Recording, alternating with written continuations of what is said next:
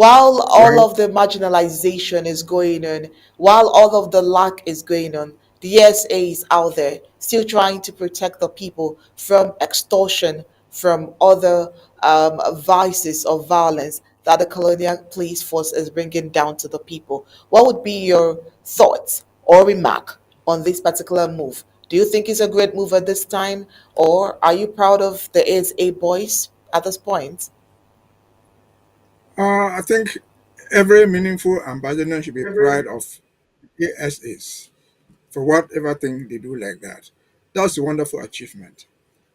The policemen, the gendarmes, and all those people, they are a legitimate target. And so if they successfully brought down two or three or whatever number of them, even if they didn't die, if they were simply wounded, that's enough. That's a victory. But in the larger context, we have to look at it from there and from the narrative of our opponent. Are you getting me? Good. Are you getting me? I can hear you. I say, well, that is a good job. Every policeman, every soldier, every gendarme is a reasonable target against the occupation. So we have to congratulate our ASAs for whatever they did there. That was trying to say we look at it in the larger context. It is happening in Du, if I'm correct, Du is somewhere in Donga Mountain Division. Donga Mountain Division is one of the areas where the enemy has tried to serve as a return to normalcy.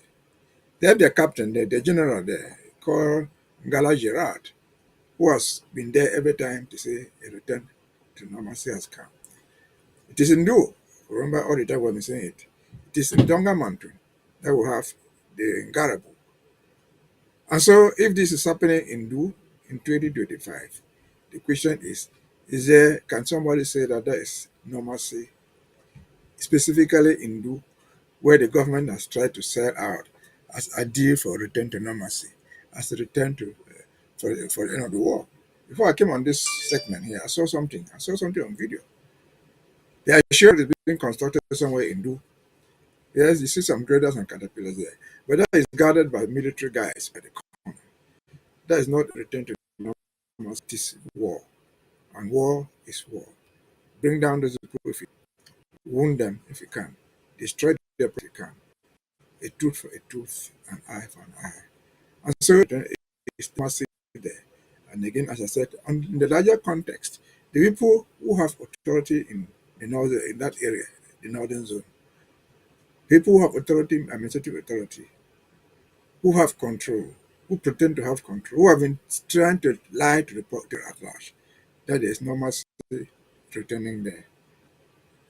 The pastors, the bishops, the priests, the mayors, and whoever you can call, they are just lying to you. If there's no mercy returning there, why are they sending military helicopters to evacuate corpses from there?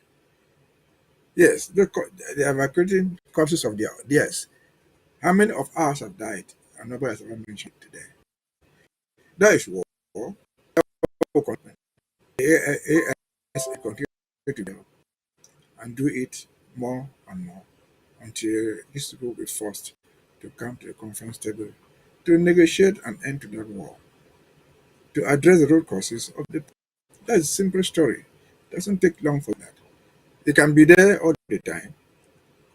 The war fronts change, the stakes change. If somebody told them that they will neutralize two of theirs, where they will not be able to come in a military truck to pick them up, they will bring helicopters. They would not have agreed. But those are clear signs of war. Those are clear signs of futility. Those are clear signs that something is wrong. Something must be done to end it. And so our brothers and sisters who pretend that everything is back to normal. Mr. Ngala Gerard, who has even earned a medal for a return to normalcy in his so-called Donga Bantu, must see it, and that's the thing that those people in Du who are being killed, those people who are living in that village in Du, unless he claims that they are not part of Donga Mountain Division, he just has to revise his strategy and say, look, for 8 years, we lied to ourselves. For 8 years, we lied to the world. For 8 years, we've lied to everybody around. There's no normalcy. Amazonian problem is real. War is not a thing to be ended in the way he thinks. And so we're waiting for them on the conference table. Go back that will join us in our ambassador delegation to fight for what is rightfully ours. Over to you.